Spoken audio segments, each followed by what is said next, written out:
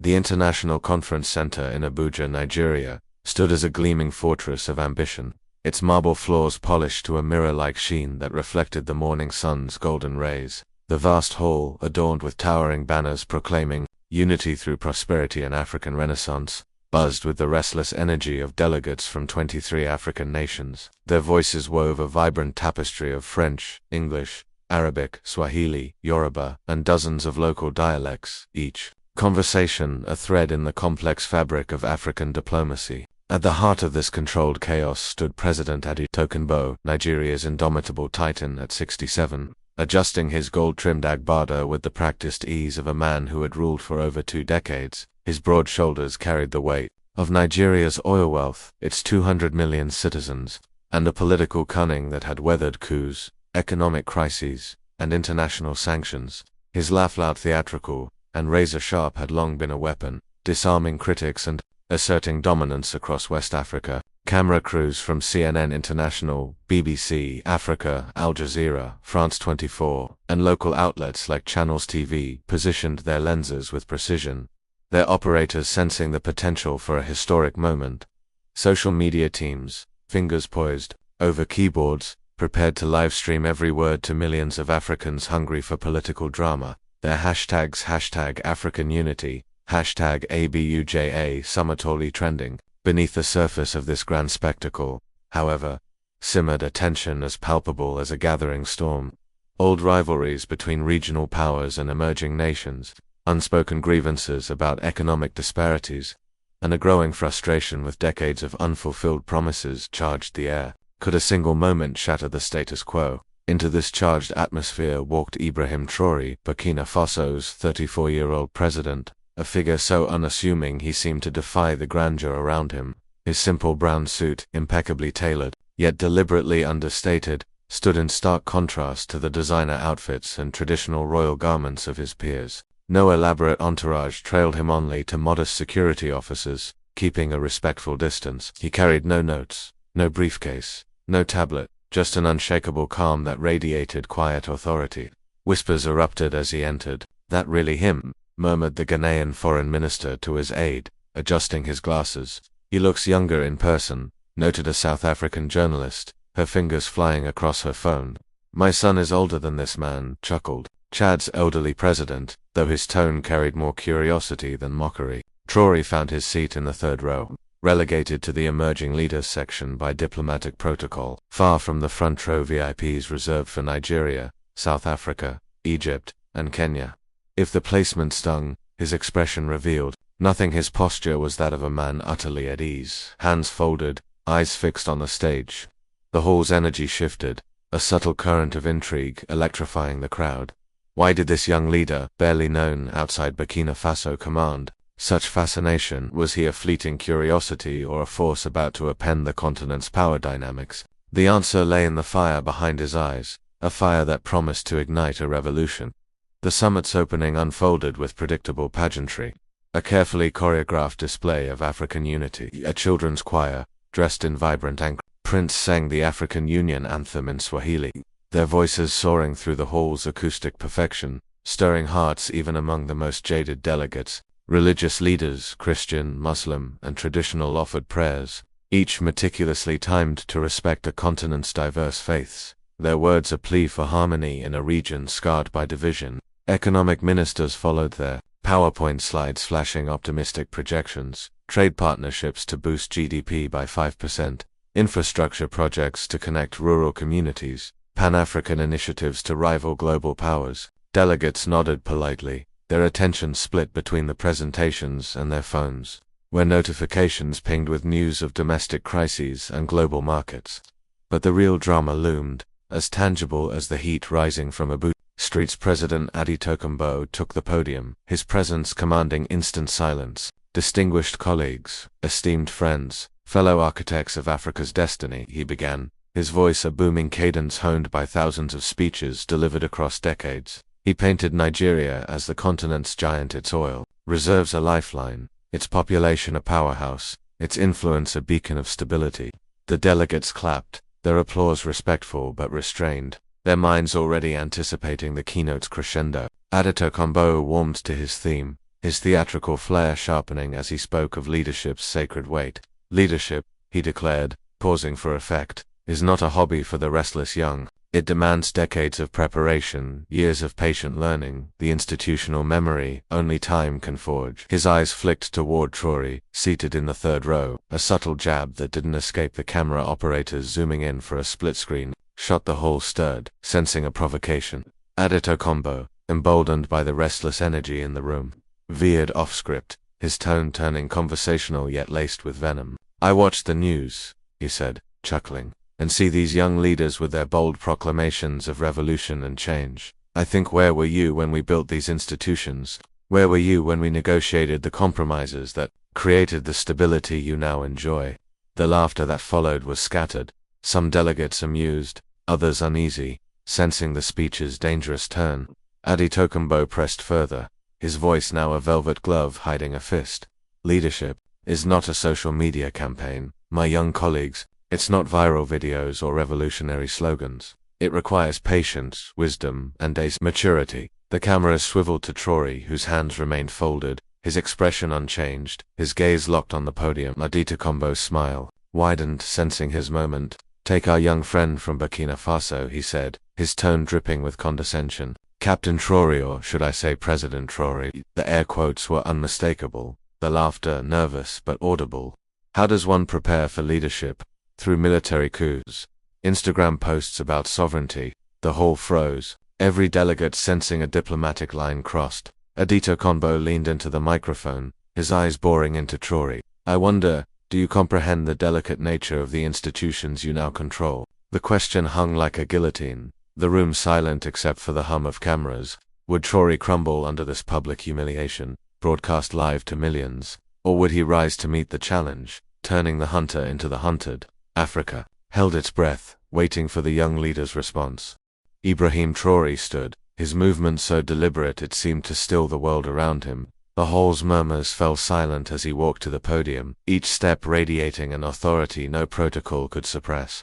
His brown suit, simple yet commanding, seemed to absorb the room's light, drawing every eye. President Aditokumbo has asked me a direct question, he said, his voice clear and amplified, slicing through the tension like a blade through silk. It would be disrespectful not to answer. Adjusting the microphone with a single, efficient motion, he faced the delegates, the cameras, the millions watching across the continent and beyond. You ask about my qualifications for leadership, he began, his tone steady but charged with a quiet fire. But I ask, whose experience are we discussing? Whose institutions are we preserving? Complex for whom? The questions landed like thunderbolts, redirecting the narrative from defense to a searing offensive. Traoré didn't flinch. He dismantled the very foundation of African governance with surgical precision.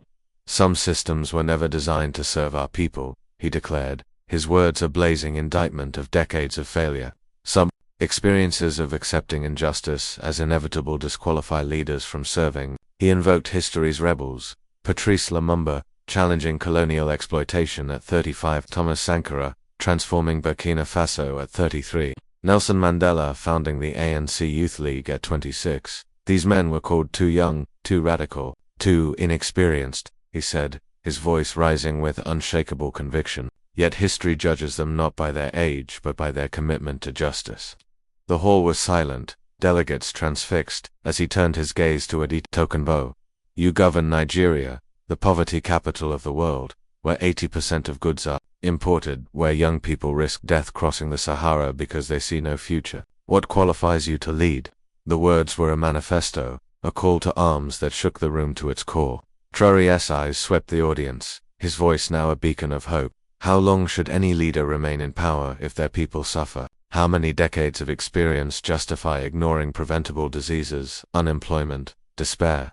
He challenged the World Bank's debt traps, the IMF's austerity demands, the CFA franc's colonial grip. These are not complex problems requiring decades of experience, he said, ticking off solutions on his fingers. Sovereign monetary policy, resource contracts that benefit Africans, investment in education, healthcare, not foreign military equipment. His tone grew passionate, yet controlled, as he addressed Aditokumbo directly. You mock my military background, but every African liberation movement was led by those who dared dismantle broken systems. I am qualified because I've buried Children killed by terrorism while governments debated budgets. I've slept in villages without electricity while presidents lived in palaces.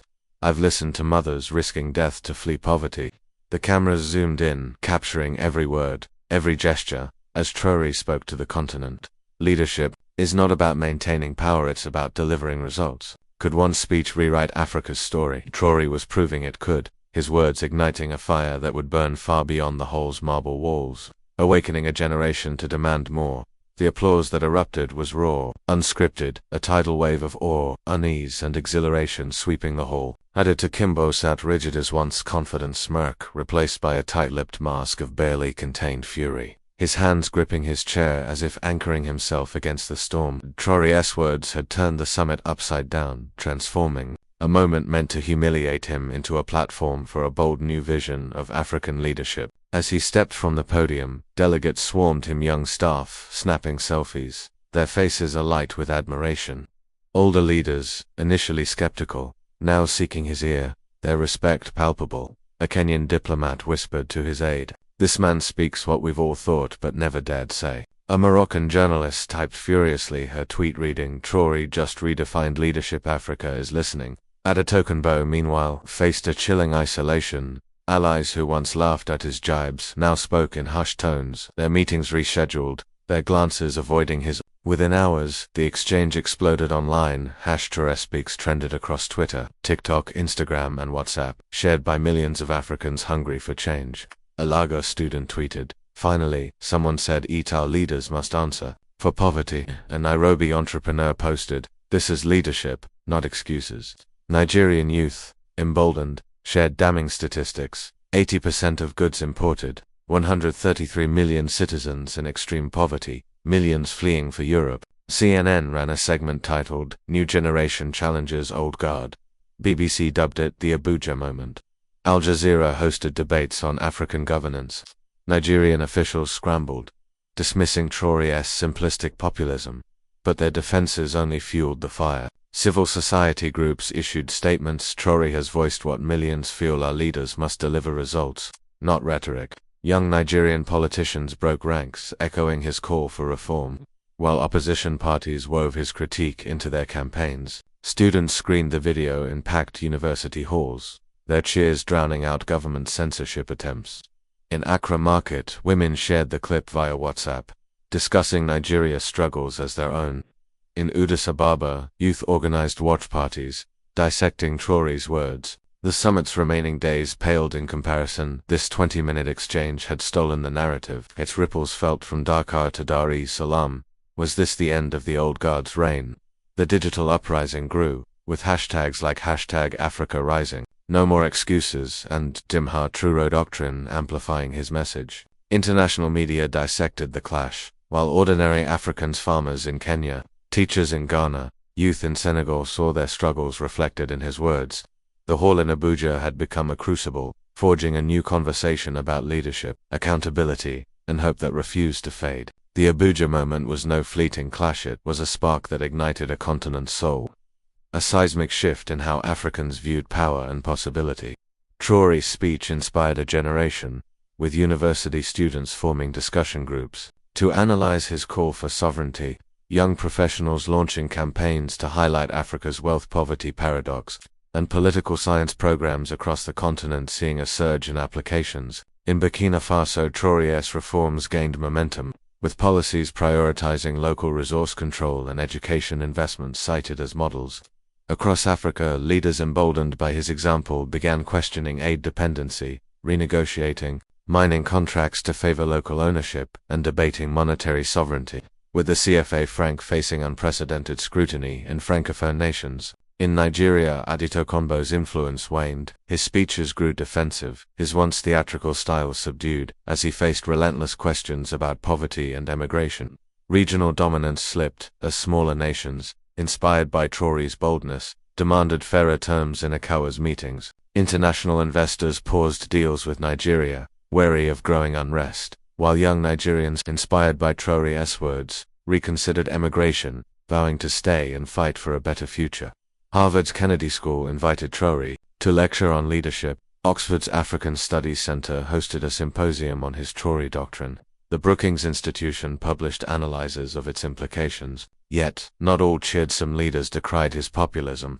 Fearing disruption of diplomatic norms that had long favored stability over progress, Western powers, particularly France, watched nervously as CFA-Franc debates threatened their economic influence. But for ordinary Africans, market women in Lagos, farmers in Kenya, students in Accra, Traoré's words were a mirror to their struggles, a clarion call to demand more. His refusal to bow, his courage to speak truth, reshaped power as a responsibility for results, not a privilege of age. The video, shared endlessly, became a cultural touchstone, taught in civics classes, debated in sermons, immortalized in murals and songs. In the diaspora, young Africans in London, Paris, and New York organized viewing parties, some reconsidering return migration, inspired by a vision of an Africa unbound. Mining sectors faced scrutiny as countries followed Burkina Faso's lead, demanding 60% local ownership. Foreign aid models shifted, with leaders questioning IMF conditions that starved public services.